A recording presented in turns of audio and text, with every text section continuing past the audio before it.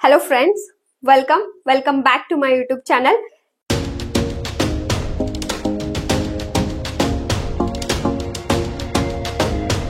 ಇವತ್ತಿನ ಒಂದು ವಿಡಿಯೋ ಒಳಗ ನಾವ dark sides of the UPSC preparation ಅನ್ನೋ ಒಂದು ಟಾಪಿಕ್ ಬಗ್ಗೆ ನಾವ ಡಿಸ್ಕಷನ್ ಮಾಡೋನು.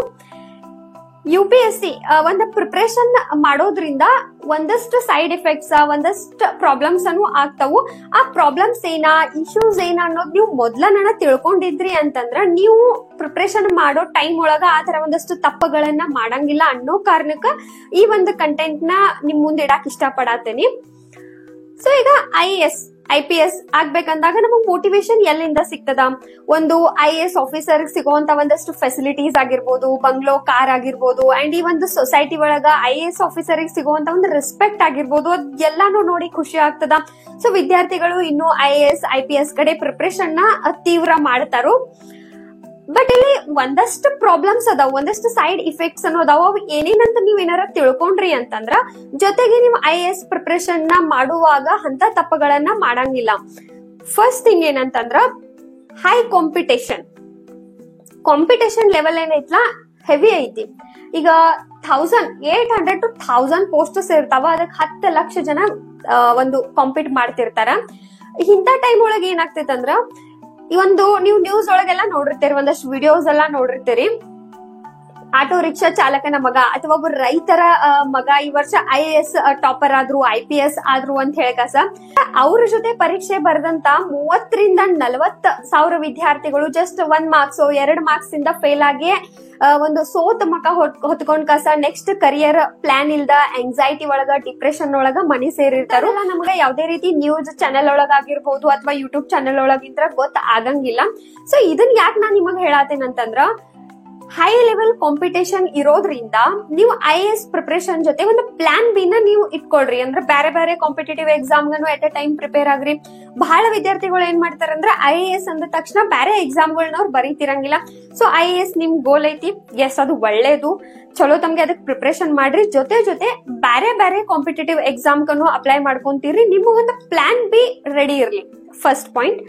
ಇನ್ನ ಸೆಕೆಂಡ್ ಇಶ್ಯೂ ಏನೈತಿ ಒಂದು UPSC ಪ್ರಿಪರೇಷನ್ ಮಾಡೋದ್ರಿಂದ ತೊಂದರೆ ಏನಾಗ್ಬಹುದು ಅಂತಂದ್ರ ಹೈ ಕೋಚಿಂಗ್ ಫೀಸ್ ಇಷ್ಟ ಹೈ ಐತ್ಲಾ, 2-3 ಲಕ್ಷ ಫೀಸ್ ಹಾಕ್ಬೇಕು. ಜೊತೆಗೆ ಆಪ್ಷನಲ್ ಫೀಸ್ ಅನ್ನ ಬೇರೆ ಇರ್ತದ, ಟೆಸ್ಟ್ ಸೀರೀಸ್ ಗಳು ಬೇರೆ ಇದ.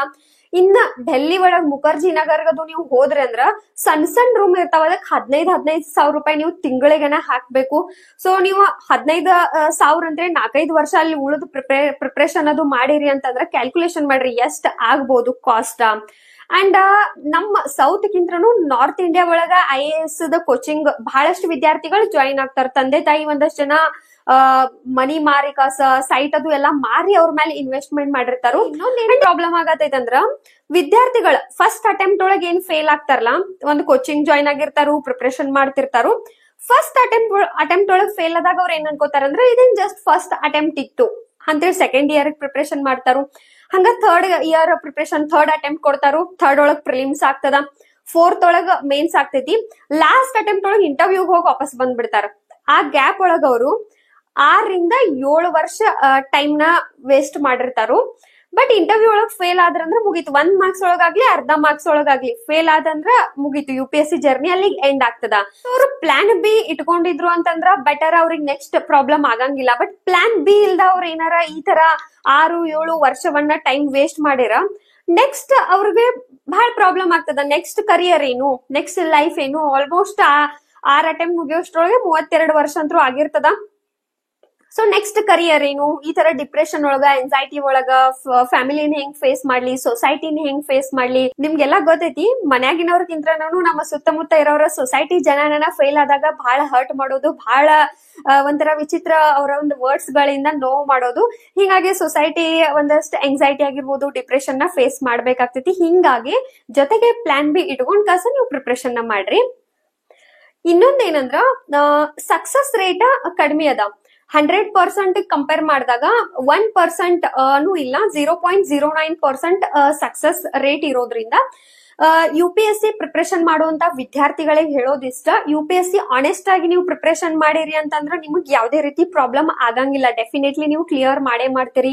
ಅಂಡ್ UPSC ಐತ್ಲಾ ಟ್ರಾನ್ಸ್ಫರೆನ್ಸಿ ಐತಲ್ಲಿ ಯಾವುದೇ ರೀತಿ ಲಂಚ್ ಆಗಿರ್ಬೋದು, ಮೋಸ ಆಗಿರ್ಬೋದು, ಇಂಥದ್ ಏನೂ ನಡೆಯಂಗಿಲ್ಲ. ನೀವು IAS ಒಳಗ್ ಪೂರಾ ಹಾರ್ಡ್ ವರ್ಕ್ ಮಾಡೇರಿ ಅಂತಂದ್ರೆ ಡೆಫಿನೆಟ್ಲಿ ನೀವು ಎಕ್ಸಾಮ್ ನ ಕ್ಲಿಯರ್ ಮಾಡೇ ಮಾಡ್ತೀರಿ. ಸೊ UPSC ಒಂದ್ ಬೋರ್ಡ್ ಬಗ್ಗೆ ಆಗಿರ್ಬೋದು, ಕ್ವಶನ್ ಪೇಪರ್ ತೆಗಿಯೋರ್ ಬಗ್ಗೆ ಆಗಿರ್ಬೋದು, ಸರ್ಕಾರದ ಬಗ್ಗೆ ಎಲ್ಲ ನೀವು ವರಿ ಮಾಡೋ ಅವಶ್ಯಕತೆ ಇಲ್ಲ.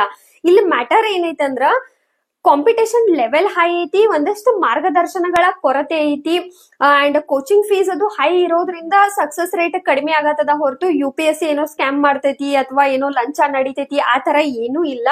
ಅಂಡ್ UPSC ಸಕ್ಸಸ್ ರೇಟ್ ಕಡಿಮೆ ಯಾಕೈತಿ, ಜಸ್ಟ್ 0.09 ಯಾಕದ, ಅಂಡ್ ನಾವು UPSC ನ ಯಾವ ತರ ಈ ಒಂದು ಹೈ ಕಾಂಪಿಟೇಷನ್ ಇದ್ರೂ ಯಾವ ತರ ಕ್ಲಿಯರ್ ಮಾಡ್ಕೋಬೇಕು ಅನ್ನೋದ್ರ ಬಗ್ಗೆ ನಾವು ನೆಕ್ಸ್ಟ್ ವಿಡಿಯೋ ಒಳಗ ಡಿಸ್ಕಷನ್ ಮಾಡೋಣ ಆ ಒಂದು ಟಾಪಿಕ್ ಮೇಲೆನು. ಸೊ ಇವತ್ತಿನ ವಿಡಿಯೋದ ಮೇನ್ ಇಂಟೆನ್ಷನ್ ಏನಂತಂದ್ರ UPSC ಪ್ರಿಪರೇಷನ್ ನ ಮಾಡೋ ಟೈಮ್ ಒಳಗ ನೀವು UPSC ಜರ್ನಿ ಒಳಗ ಪಾಸಿಟಿವ್ ಇರ್ಲೇಬೇಕು, ಇಲ್ಲ ಅಂತ ನಾ ಹೇಳತ್ತಿಲ್ಲ. ಬಟ್ ಸ್ವಲ್ಪ ಪರ್ಸೆಂಟ್ ಆದ್ರೂ ನೀವು ನೆಕ್ಸ್ಟ್ ಆಗ್ಲಿಲ್ಲ ಅಂದ್ರೆ ಏನ್ ಮಾಡೋದು ಅನ್ನೋದ್ರ ಬಗ್ಗೆ ನೀವು ಥಿಂಕ್ ಮಾಡಿರ್ಬೇಕು. ಅಪ್ಪಿ ತಪ್ಪಿ ಆಗ್ಲಿಲ್ಲ ಅಂದ್ರೆ ನಾನು ನೆಕ್ಸ್ಟ್ ಏನ್ ಮಾಡ್ಲಿ, ಪ್ಲಾನ್ ಬಿ ಏನ್ ಇರ್ಬೇಕು ಅನ್ನೋದು ಇಟ್ಕೊಂಡ ನೀವು ಪ್ರಿಪರೇಷನ್ ನ ಮಾಡ್ರಿ, ಹಾರ್ಡ್ ವರ್ಕ್ ಮಾಡಿರಿ ಅಂತಂದ್ರೆ ಡೆಫಿನೆಟ್ಲಿ ನಿಮ್ಮೆಲ್ಲರ ಕನಸ ಹಾಗೆ ಆಗ್ತದ. All the very best. Next ವಿಡಿಯೋಗೆ ಸಿಗೋಣ. Thank you.